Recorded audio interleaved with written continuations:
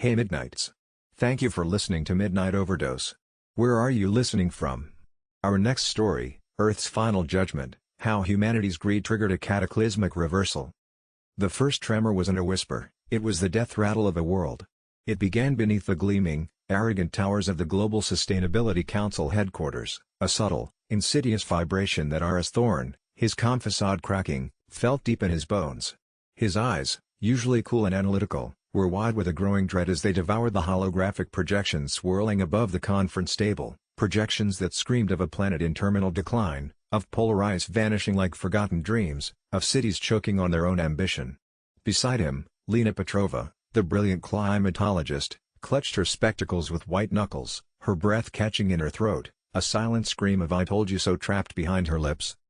Then came the roar. Not a sound from the sky, but from the very core of the Earth itself. A primeval groan, a thunderous complaint that vibrated through every molecule, shaking the concrete behemoths of the city into a dance of death. The symphony of human endeavor outside, the relentless honking, the hurried footsteps, the chatter of a million lives, was swallowed whole by a single, collective gasp of terror. Skyscrapers, monuments to human hubris, swayed like drunken titans, their glass skins exploding outwards, showering the streets below with razor-sharp tears. Screams erupted, a desperate chorus, but they were no match for the escalating, guttural thunder that heralded the end. This was no ordinary earthquake. This was the Earth shedding its skin, rebelling against its tormentors. Satellites, those silent eyes watching humanity's relentless consumption, blinked out, one by one, like dying stars. The magnetic field, humanity's invisible shield, a gift of protection taken for granted for millennia, was not just faltering, it was tearing itself apart. Reports, fragmented and drenched in pure, unadulterated panic, flooded in from every corner of the globe. Compasses spun wildly, mocking navigation. The aurora borealis, once an ethereal beauty, pulsed with a sickly, malevolent green over the equatorial regions, even appearing over cities like New York and Paris. Flocks of migratory birds, their internal navigation scrambled by the collapsing geomagnetic field, plummeted from the sky like feathered stones. The planet was convulsing, its life force draining away. For decades, the warnings had been there. Lena and her peers had whispered them in sterile scientific journals, published their findings in prestigious but largely ignored publications like Nature and Science, detailing the accelerating decay of the planet's systems. They had presented their models of Arctic methane release, triggered by melting permafrost, which promised a feedback loop of unimaginable warming. They had charted the rising acidity of the oceans, threatening the very base of the marine food web, and the dramatic die-offs of coral reefs, once vibrant underwater cities now spectral graveyards. Activists had shouted them from podiums and protest lines, their voices amplified by social media but quickly drowned out by commercial jingles and political rhetoric. Environmental organizations, like the dying whispers of a conscience, had unveiled satellite imagery showing the alarming rate of deforestation in the Amazon, the lungs of the Earth being carved out for cattle ranches and monoculture plantations. Reports from the Intergovernmental Panel on Climate Change, IPCC, increasingly dire with each assessment, painted a grim picture of runaway global warming, extreme weather events, and mass extinctions. They spoke of the tipping points, thresholds beyond which self-reinforcing feedbacks would make climate change irreversible, but these warnings were always met with skepticism, lobbying by powerful industries, and the comforting illusion that technological innovation would simply solve everything.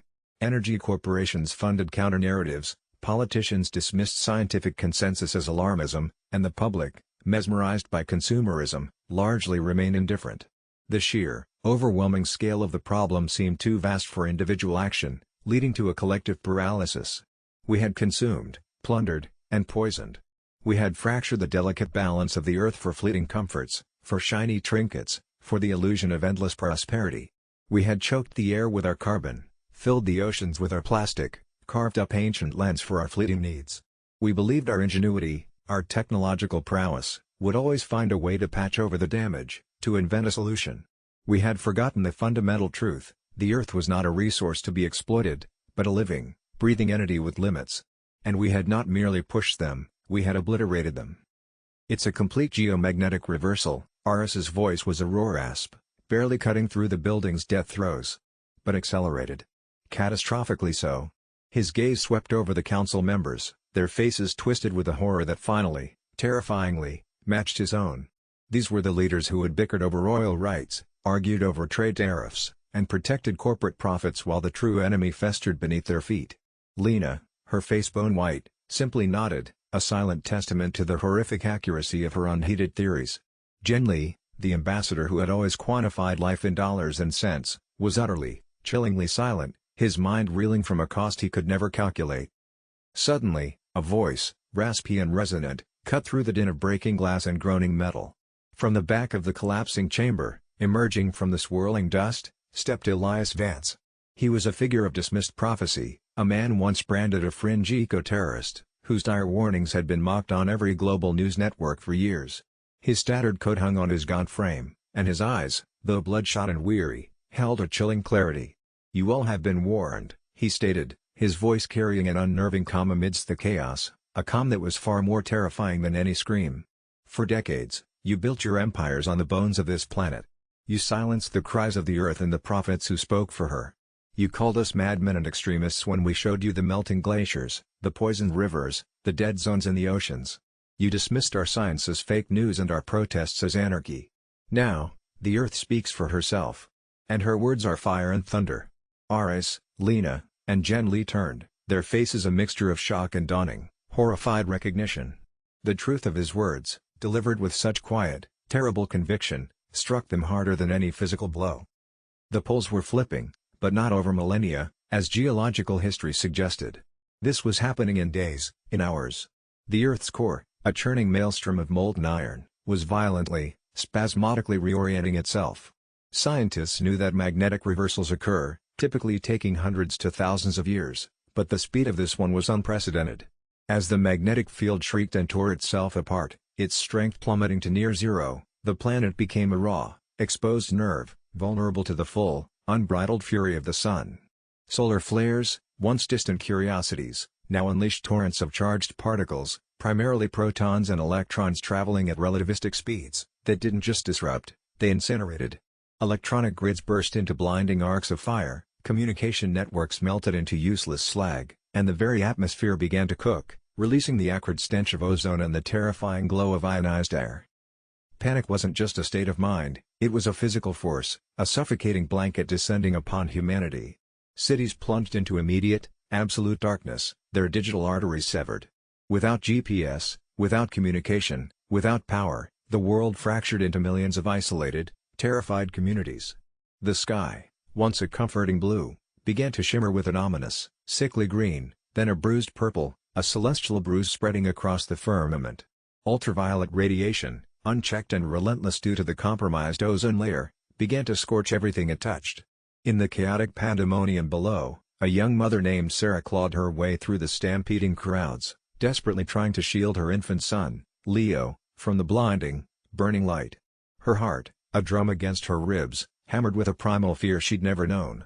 She had dismissed the eco-warriors on the news, their impassioned pleas just background noise to her struggle for survival. Now, she understood their warnings with a chilling, visceral clarity that tasted like ash. Her son's tiny hands gripped her shirt, his cries already hoarse from the dust and fear, and Sarah, a primal growl caught in her throat, knew she would die to protect him, even if it meant her death was a futile, meaningless gesture. The initial seismic shocks had carved pathways of death with brutal discrimination. In the Pacific Ring of Fire, a catastrophic surge of volcanic activity erupted, spewing molten rock and ash high into the ravaged sky. On the Indonesian archipelago, entire islands vanished in an instant, swallowed by tsunamis triggered by undersea caldera collapses, millions of souls dragged into the churning maw of the ocean. The mighty Andes Mountains convulsed, unleashing landslides that buried entire towns in South America beneath avalanches of earth and rock. And the already fragile fault lines of California tore open, turning glittering cities into twisted, smoking rubble. Europe, though spared the immediate volcanic cataclysm, faced its own chilling nightmare. The sudden disruption of the ionosphere caused massive atmospheric ionization, leading to widespread electrical storms of unprecedented, biblical ferocity. Lightning, thicker than ancient tree trunks, struck repeatedly, igniting wildfires that swept across dry forests and urban centers alike.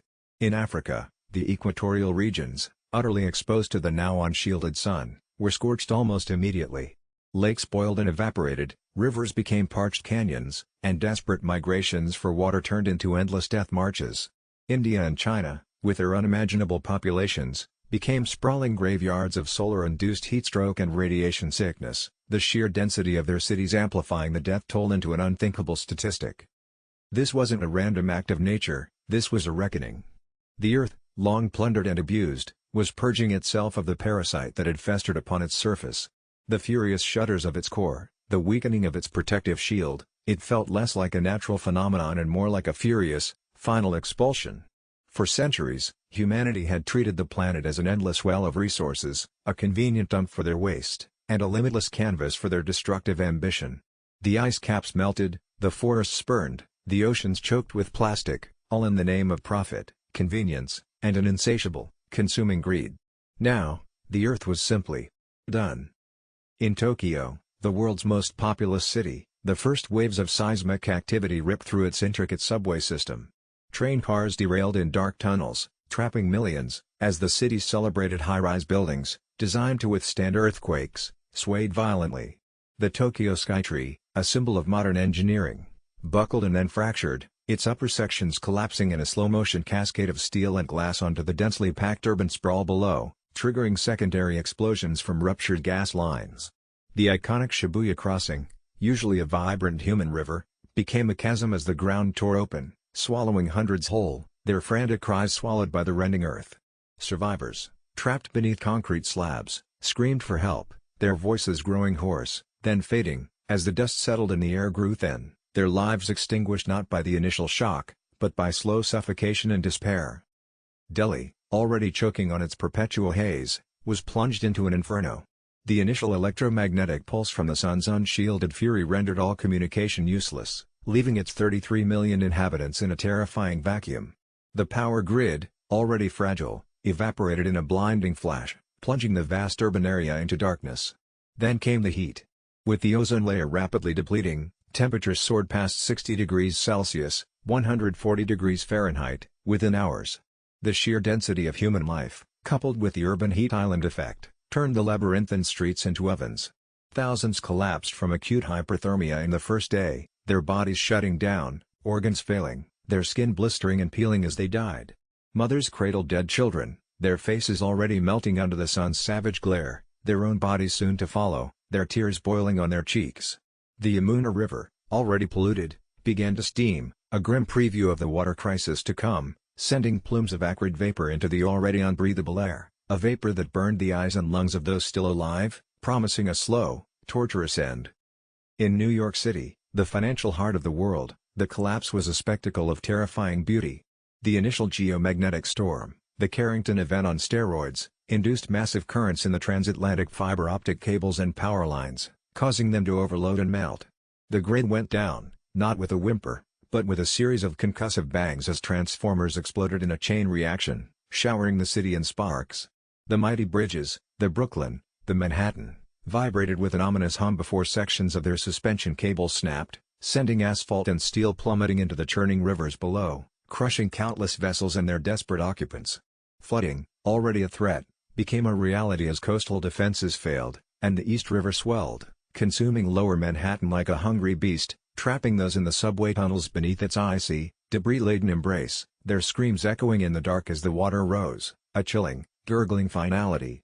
People clawed at walls, their nails tearing, as the water reached their mouths, their last desperate breaths a futile struggle against the dark, suffocating cold. Shanghai, a monument to rapid economic growth, faced a compounding disaster. Its low-lying coastal areas were hammered by unprecedented tsunamis, not just from subduction zone quakes, but from the very ground shifting beneath the East China Sea. Walls of water, 15 meters high, slammed into the Bund, sweeping away centuries of architecture and pushing inland for kilometers, turning high-speed rail lines into twisted metal wreckage. The city's extensive underground networks, from metro lines to pedestrian tunnels, became death traps, rapidly filling with brackish, debris-laden water. The sheer weight of the water and the debris caused catastrophic structural failures, leading to the implosion of entire city blocks, burying millions in a watery, concrete grave. Families caught in the open were dragged screaming into the churning maw, their bodies battered against debris, their lives extinguished in a single, brutal moment of chaos, their desperate hands reaching out for a salvation that would never come. Cairo, a sprawling megacity cradled by the Nile, was consumed by a dual horror, extreme heat and vanishing water. The already scorching desert winds, now devoid of atmospheric protection, became superheated blasts that stripped flesh from bone. The Nile, its lifeline, began to recede at an alarming rate, its once mighty current dwindling to a trickle, then to a parched riverbed, exposing ancient riverbeds to the blistering sun. The city's massive population, reliant on the river for survival, descended into chaos, the desperate search for water turning into a brutal, fatal scramble under the relentless sun, leading to bloody conflicts over the last drops. Children, their faces cracked and bleeding, cried for water, their pleas unanswered as their parents withered beside them, their eyes glazed with a terrible thirst, their small bodies convulsing in the dust. The very dust in the air, already thick with pollution, became a blinding, choking, radioactive haze, stinging eyes and burning lungs, promising a lingering, agonizing end. London, despite its temperate climate, was ravaged by the unprecedented electrical storms. The sky over the Thames turned a hellish purple-green as lightning strikes, sometimes a dozen a second, annihilated historic landmarks and modern skyscrapers alike. Fires erupted across the city, unchecked by a collapsed fire service and defunct water mains, turning entire districts into roaring infernos. The subterranean rail network, the tube, became a metal coffin for thousands, as explosions in power conduits filled the tunnels with suffocating smoke and noxious gases, their final moments spent in suffocating darkness and terror, clawing at bolted doors that offered no escape. Those who managed to escape the burning buildings often found themselves trapped by raging fires, their frantic calls for help swallowed by the roaring flames, their skin blistering, their clothes igniting. The usually stoic population was reduced to a screaming, fleeing mass, utterly unprepared for such elemental fury, trampling each other in their desperate flight, their faces etched with pure, animalistic fear, their cries echoing through the smoke-filled streets. Those who still breathed emerged from their crumbling homes, blinking into a brutal, alien light. Their skin, once soft and pliable, rapidly reddened, then blistered, turning leathery and black under the direct, unfiltered assault of ultraviolet radiation. Eyes, unprotected, seared in their sockets, their world dissolving into agonizing darkness. The air, once breathable, became thick and acrid, filled with the metallic tang of ozone and the phantom scent of burning flesh. Crops withered in the fields, shriveling to dust in hours, and animals, driven mad by the heat and radiation, collapsed in their tracks, their dying cries adding to the symphony of despair. As the days bled into weeks, the true, agonizing horror of the Great Reversal became chillingly clear. It wasn't just about the radiation, it was about the unraveling of every fundamental principle of life. Without the magnetic field, Earth's atmospheric pressure began to drop, its protective blanket slowly dissolving into the indifferent vacuum of space. Water, the very essence of life, boiled at lower temperatures. As the atmospheric pressure drops, the boiling point of water decreases significantly, a cruel mockery of thermodynamics, then simply evaporated, vanishing into the thin air. The mighty oceans, once teeming with life, began to recede, exposing vast, desolate seabeds that stretched further than the eye could see, a monument to their own demise, dotted with the bloated carcasses of marine life, their silent screams carried on the dying winds. For many, death came as a blessing. In the coastal megalopolises, where the tsunamis hit, the waves were not just water, they were liquid concrete, propelled by the Earth's inner turmoil. Buildings were scoured from their foundations, their inhabitants swept into the churning abyss, their lungs filling with brine and debris. Millions were crushed instantly against the remnants of shattered structures, or pulled down by the sheer, insatiable suction of the retreating waves. In the first days, as the magnetic field flickered erratically, the very air became a weapon. Exposed skin rapidly blackened, sloughing off in horrifying patches. The lucky ones sought shelter indoors, but the heat was an inescapable furnace. Hyperthermia claimed countless lives, as internal organs simply cooked from the extreme temperatures. People collapsed in the streets, convulsing as their core body temperatures soared past survivable limits, their faces flushed and swollen, their breathing a ragged, desperate rasp, before silence descended, leaving behind contorted husks in the dust, their eyes staring blankly at the ruined sky. As the atmospheric pressure plummeted, the very act of breathing became a desperate, agonizing struggle. The air thinned, starving the lungs of precious oxygen. People gasped, their chests heaving, their faces turning blue, their minds clouded by oxygen deprivation. The sensation was akin to suffocating at extreme altitudes, but without the brief relief of acclimatization. Lungs burned with a cold fire, brains clouded, and consciousness slowly, painfully faded, leaving behind bodies that resembled desiccated husks, their last breath a futile gasp for a world that was no longer there. Water, the giver of life, became a cruel mirage. Lakes and rivers began to boil and evaporate under the intensifying solar bombardment, their surfaces churning with steam. Those who desperately tried to drink the superheated water scalded their mouths and throats, their bodies unable to process the rapidly dehydrating liquid.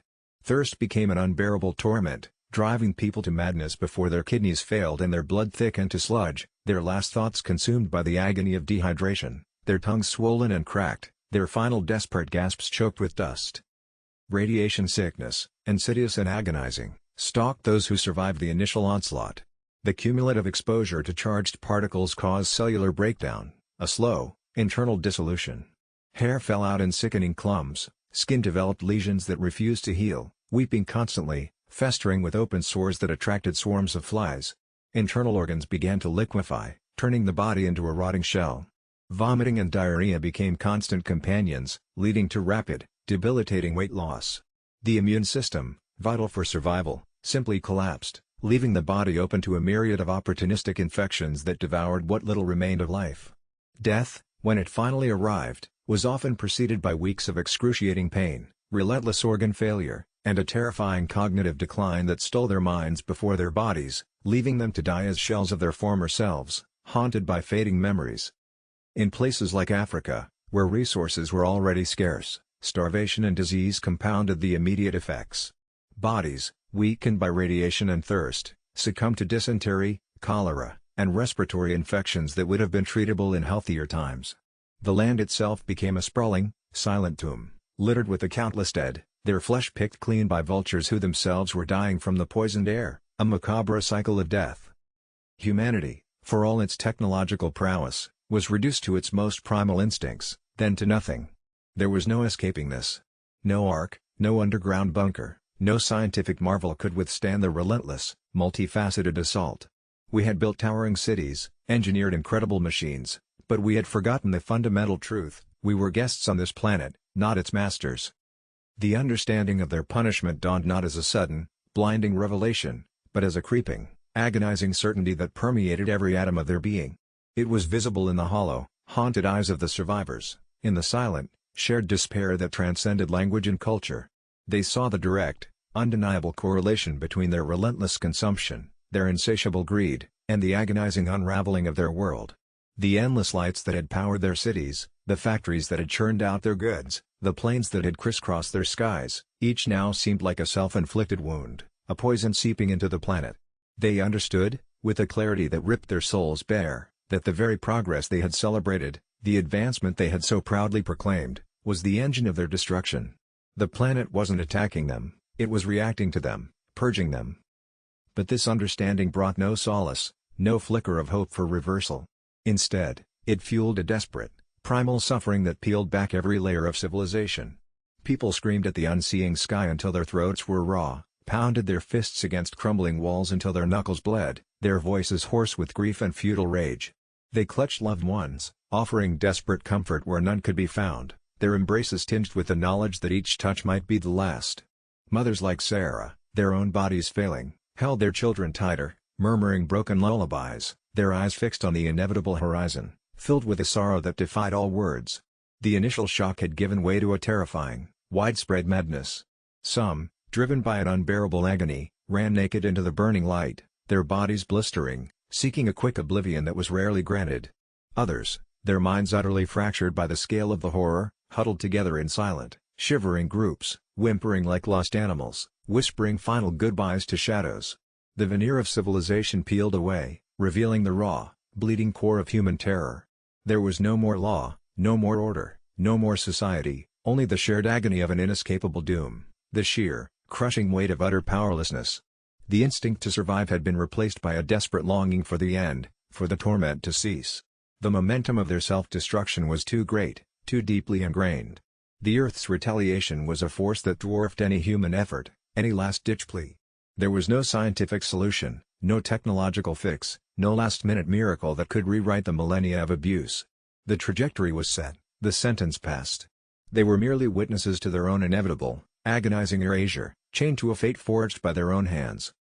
Dr. Thorne stood on a balcony overlooking the dying city, the once vibrant metropolis now a crumbling monument to human hubris, a testament to a civilization that ate itself alive. Lena, slumped against a shattered window frame nearby, watched the last, defiant flicker of a street lamp before it too died, plunging the world into a profound, suffocating darkness that would never lift. Jen Lee, surprisingly, had sought out Thorne, not for answers or solutions, but for a shared moment of grim, unbearable acceptance. He finally understood the true, terrifying cost of relentless consumption, the bitter irony of a world that had prioritized wealth over life itself. They saw their past decisions, their collective greed, their monumental blindness, reflected in the searing, violent sky, a mirror showing them, with horrifying clarity, the architects of their own doom. The sky above, a terrifying kaleidoscope of bruised purples and blinding whites, pulsed with lethal energy, spitting plasma into the atmosphere. Below, the last vestiges of human civilization were consumed by a slow, agonizing death. Sarah, huddled with Leo in the deepest, most futile part of her apartment building, felt the air grow thin, the heat relentless, the very fabric of reality dissolving round her. Her child's breath was becoming shallow, ragged, a heartbreaking whisper against her chest, each exhale a tiny, desperate struggle. She closed her eyes, clutching her son, her final thought a desperate, piercing lament. If only she had listened, truly listened, when the whispers of a dying planet had begun, long before the screams. It was too late. The earth was shaking off its burden, and humanity was that burden. They had seen the cliff, heard the warnings, but had driven off anyway, blinded by the headlights of their own insatiable desires, driven by a greed that sealed their fate. A profound, absolute silence descended, broken only by the crackle of distant atmospheric discharges, the dying breath of a world. There were no more screams, no more frantic cries for help.